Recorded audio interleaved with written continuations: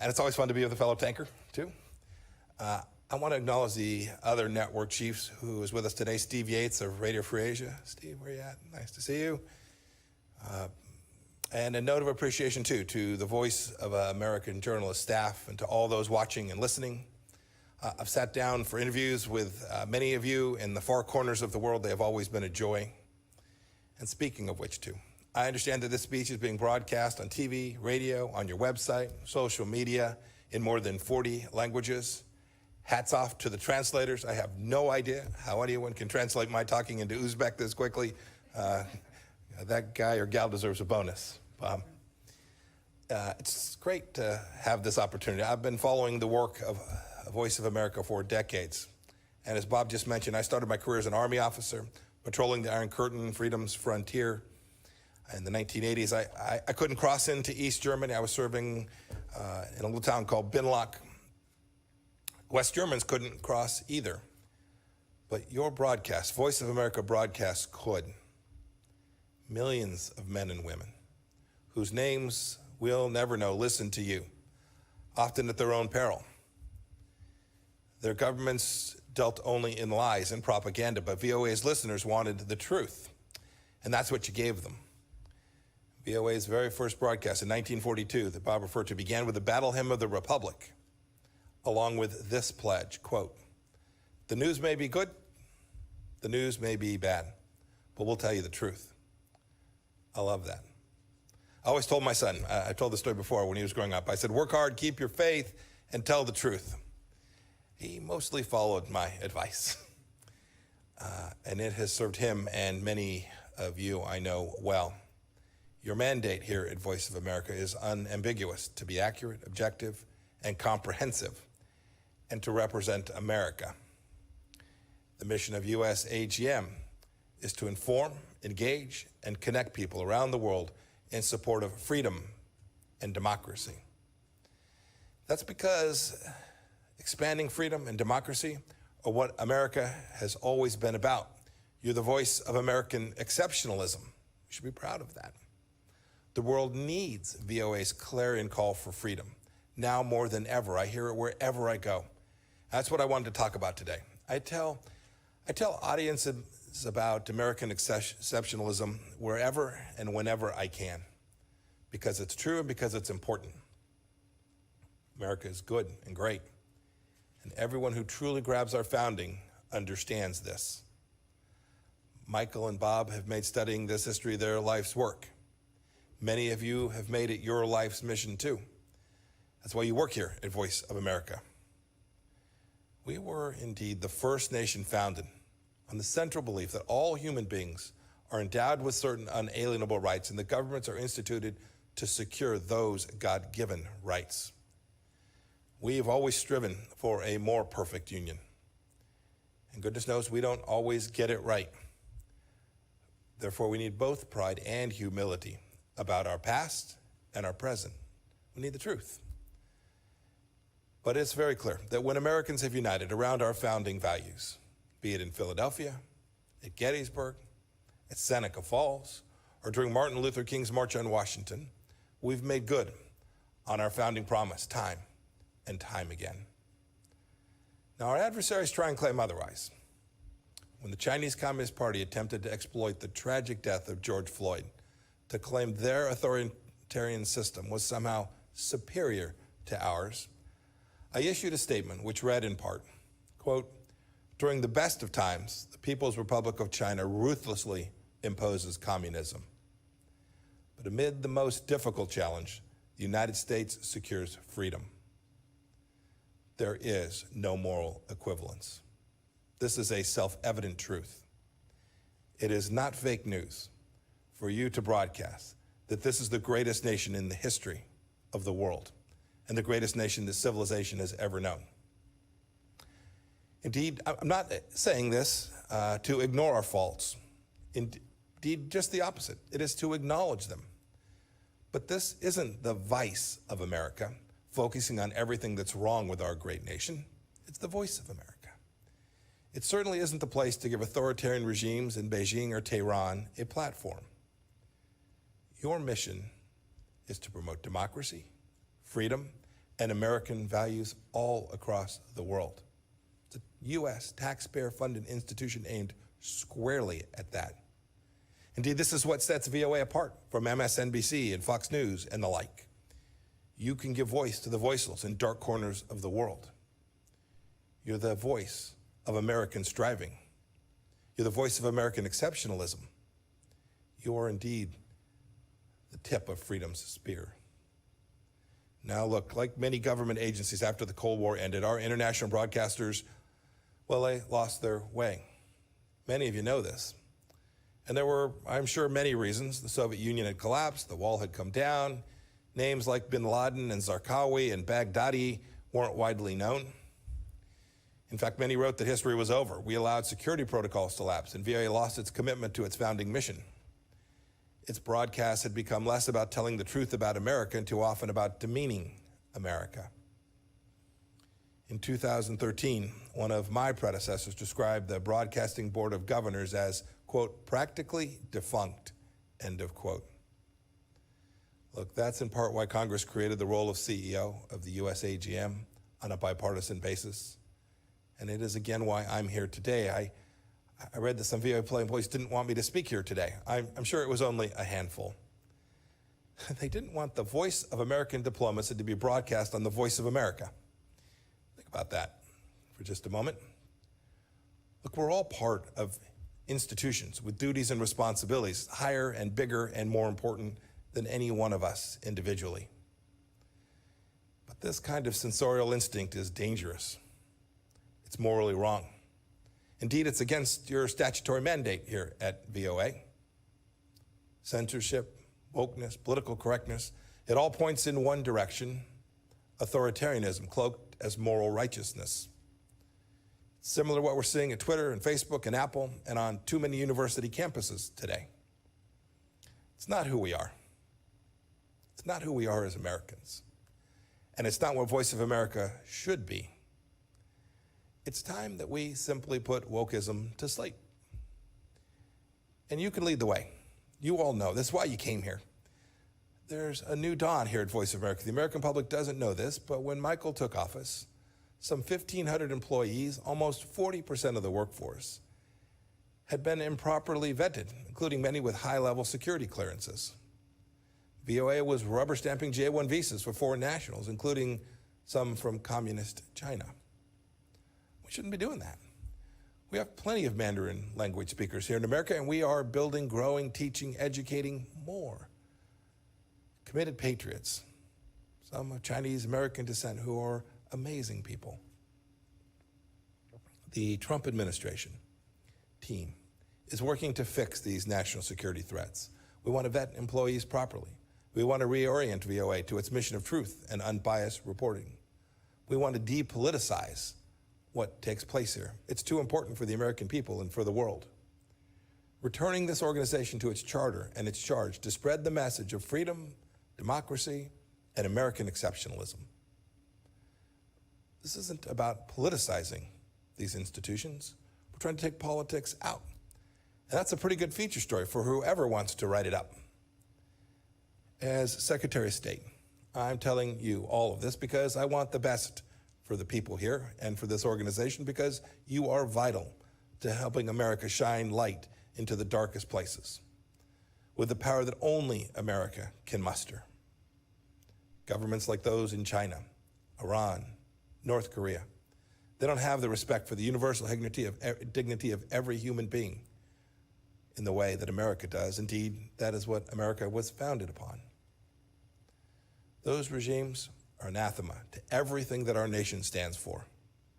We know that government exists to serve people. They believe that people exist to serve government. And VOA's work is vital. As I said before, you're the tip of freedom's spear. Every week, 278 million people listen to VOA in 47 languages. There are Iranians who are listening to you, wondering if they'll ever be able to shed their Islamic shackles. There are Moldovans and Ukrainians who want truthful reporting, not Russian disinformation and propaganda. There are Chinese citizens who are tired of a regime that's done nothing but brutalize them since 1949. There are Venezuelans who want to know the truth of the Maduro regime's corruption. There are oppressed people all over the globe who still turn to America for hope. Now, I know many of you, especially those of you overseas, continue and have done heroic work. Thank you. I want to commend VOA's Hong Kong reporting team, which faced political intimidation, harassment, and attacks, but still got the job done. My highest praise. Well done. You were behind the barricades of the freedom fighters telling their stories. You're upholding VOA's finest traditions and continuing to be the voice of American exceptionalism. I also want to pay tribute to members of the other radio services who are here and listening. The only Uyghur language news service in the world is run by RFA.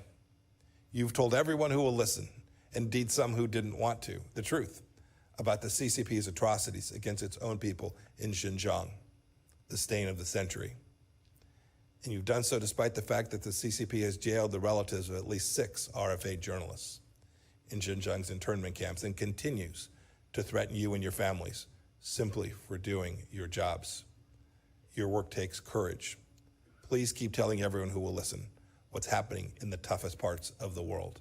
The world expects it, and America will be better off for it. I want to leave you with a quote that conveys why the VOA's mission is so critical before I take some questions from Bob. This quote's from a ways back. It's from George Washington. He said, quote, "Truth will ultimately prevail where there is pains to bring it to light," end of quote. When America brings truth to the world, we bring light. Don't forget that. It's what you do. May God bless you. May God bless the voice of America, and God bless these United States. Thank you all.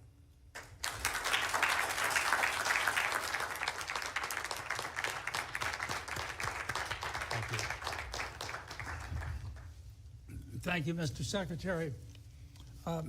Some of the questions I have for you were fielded from our division directors who wanted to also have their input to get you to answer some of these. But let me begin with this one. This isn't a commercial media. We can afford to tell the full truth about America and the amplitude of American life in all of its facets.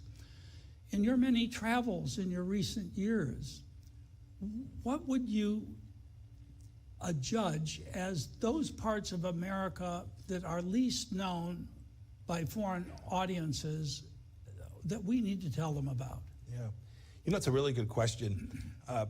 If I have a chance in a moment where we are away from the formal business of the day, I'll often ask ambassadors or foreign ministers, when were you last in the States? What'd you do? Where'd you go see?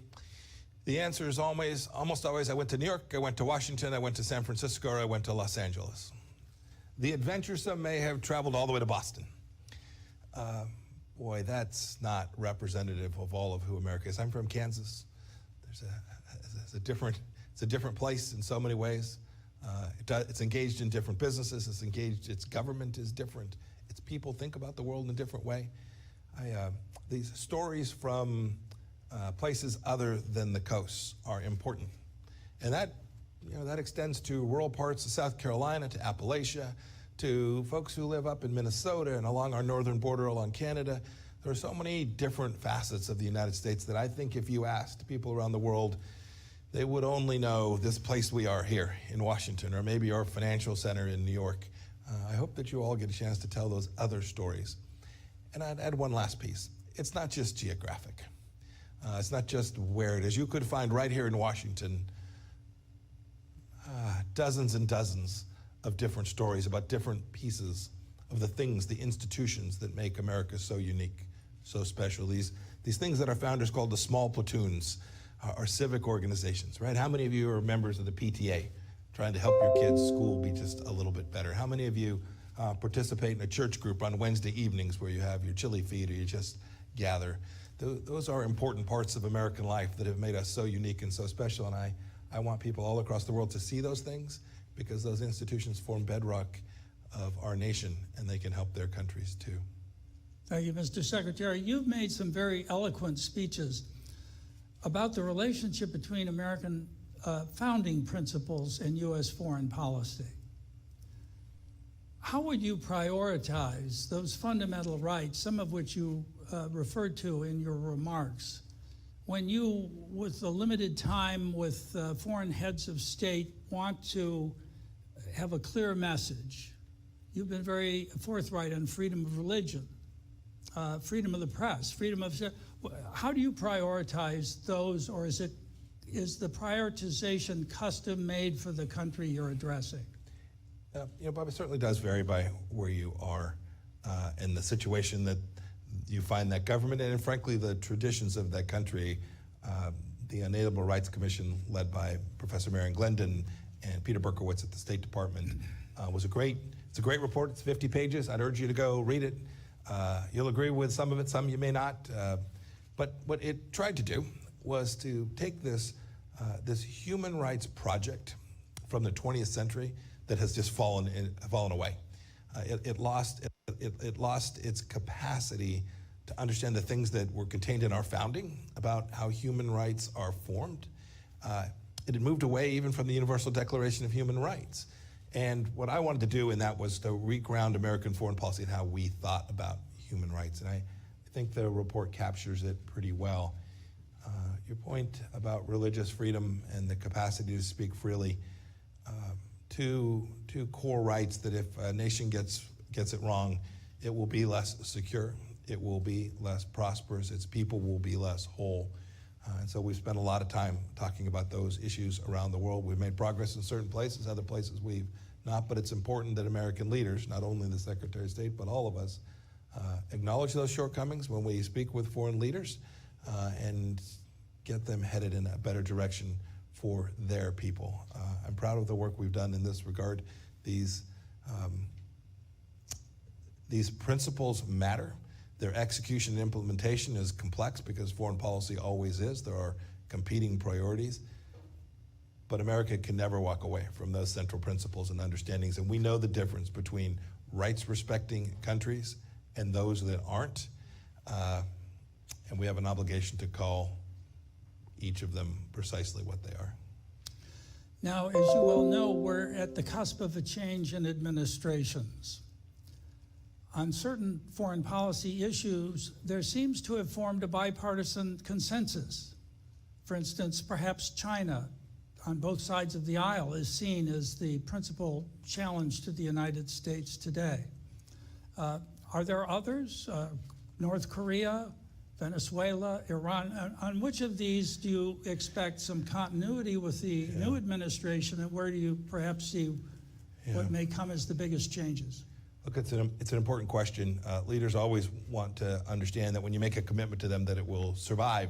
We have elections every 2 years here, federal elections. We have presidential elections every 4 years. Look, your point about the threat from the Chinese Communist Party, I think, is right. President Trump rightly identified this when he started campaigning back in 2015 as the singular threat to the centrality of Western thought in the world, the idea that we're going to have a rules-based system that respected property rights and human dignity. China is singular in the threat it poses to those things. And I do think there's a consensus there. I've worked with Democrats on many important issues, in Hong Kong, and issues as I referred to the Uyghurs in Xinjiang and the atrocities taking place there. So I do hope that stays the same. I hope too, even in the Middle East, even where the previous administration had a different approach with respect to the Islamic Republic of Iran, it's not 2015. What has taken place in the Middle East in these last 4 years, whether that's the efforts we have put to constrain the theocracy, the kleptocrats in charge in Iran, the work we have done with the Abraham Accords, the work that we've done to recognize the fundamental understandings of Israel as a nation that has a right to exist, and its capital is in Jerusalem. It is the home of the Jewish people there. Those are things that I believe will be lasting, because I think the people of those nations want them to last, and I hope that the next administration will continue to build on them in a way that continues to build out peace and prosperity among all the nations in the Middle East. I'm hopeful that that will take place.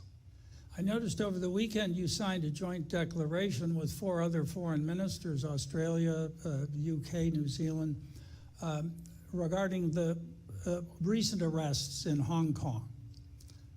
You also removed the restraints on high-level diplomatic contacts between the United States and Taiwan, and apparently the U.S. ambassador to the UN will be in Taiwan soon. What do you expect to accomplish with this flurry? Yeah. Well, flurry, I find funny. I should have chosen another yes, word. But no, I get it. Look, I wish these things had been done a long time ago. These weren't rushed. These were considered efforts that we made, and they're an important part of the strategy that we've laid out with respect to how to protect and preserve American freedoms vis the challenge that the Chinese Communist Party presents. Look, one of the core problems, I gave some remarks where I talked about China and said, no matter what it is they say, we must distrust and verify. And you referred to the arrest of these some 50 people in Hong Kong. The Chinese Communist Party made a promise to the people of Hong Kong, and they walked away from it. The Chinese Communist Party has a commitment, a set of understandings we have with respect to Taiwan. We need to hold the parties accountable to those commitments as well. The Chinese Communist Party promised President Obama they wouldn't arm the islands in the South China Sea, and they turned around and did it, and there was almost no cost imposed. We have attempted to deliver a clear understanding of the requirements that we have for the Chinese Communist Party and how it should behave that aren't, frankly, very different from what we expect of any nation with respect to how they interact with the United States. And we do that because we have a responsibility to preserve and protect security and prosperity for the American people. Our policy with respect to the Chinese Communist Party has furthered that, and this will be a long challenge. The Chinese Communist Party has a clear intent for hegemonic dominance, and we have an obligation and responsibility to the American people and, frankly, to freedom-loving people around the world to make sure that that is not the world that our children and grandchildren live in. It's interesting in meeting with the division directors of Voice of America, how frequently in those meetings the name of China comes up. When I ask them what's on the horizon, what are you noticing, it's China. Latin America, China. East Africa, China. And it's not simply the Belt and Road Initiative, it's their information strategy, how they get affiliates in those regions of the world, how they feed them free stuff, and they're, as you know, a whole of government approach. Now, the United States isn't whole of government, but Voice of America is here to do our part through our bureaus and through our reporting. What do you think we can do better to help highlight the dangers these things represent when seen together rather than as a separate series of approaches? Well, this challenge is, in fact, comprehensive. Our administration began by working on the economic side of this. Right? The president placed tariffs on Chinese goods. He's tried to stop intellectual property theft, denying tens of millions of jobs in the United States of America because they would steal our information, take it back to China, build it, and then dump it here in the United States. It's information. You talked about that. This is ongoing. Take the issue of the Wuhan virus. It has now, I understand the Chinese Communist Party is now going to permit the World Health Organization to go in and find out where this all began, but it took months and months of effort to do that. We are now more than a year on. We still don't have access to important information about how the virus began. It's important for health and safety and to make sure that something like this doesn't come out of China again. Your team can report these things, report these facts. Your point about it being a global phenomenon. I have a bureau. I have a China desk. I have a East Asia Pacific bureau. We have an Indo-Pacific strategy. But every one of my ambassadors and chiefs of mission understands that China presents a challenge in their country, wherever they may be, in Africa, in Latin America, in Southeast Asia for sure. And our team on the ground is working to protect American security from the Chinese Communist Party in the country that they have been assigned to. I hope your reporters, no matter where they find themselves, if they are in South Africa or in Morocco or wherever they are, observes the activities of the Chinese Communist Party inside of their country and how it impacts the people of those countries as well. If I may ask a last question, this one more related to Russia. The United States seems to be shrinking its footprint in Africa, so is France. Russia is increasing its. Is this the result of a judgment on the part of the United States that disorder on the African continent is less of a problem or less of a threat to our interests, or how would you So the forces, the disposition that the DoD has made has really been about the counterterrorism fight more broadly. How is it that we allocate U.S. resources to keep the homeland safe? So the decisions the President has made with respect to Afghanistan and the Middle East broadly, Syria, you talk about North Africa as well, has been to allocate the capacity of the United States to preserve and protect the homeland.